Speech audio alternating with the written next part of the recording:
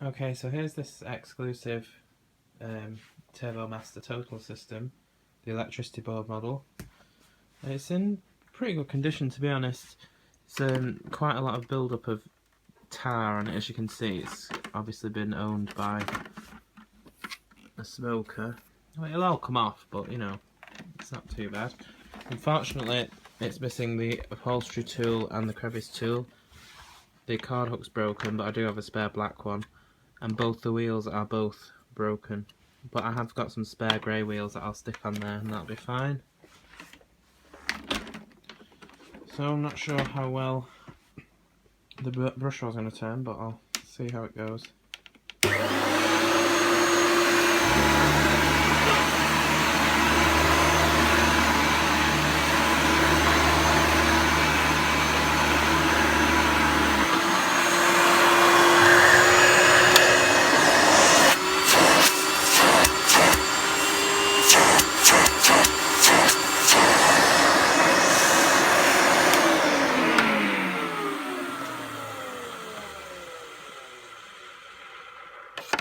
So the bearings need a bit of maintenance there, but it's not too bad. Just needs a good clean and polish, and it should be good.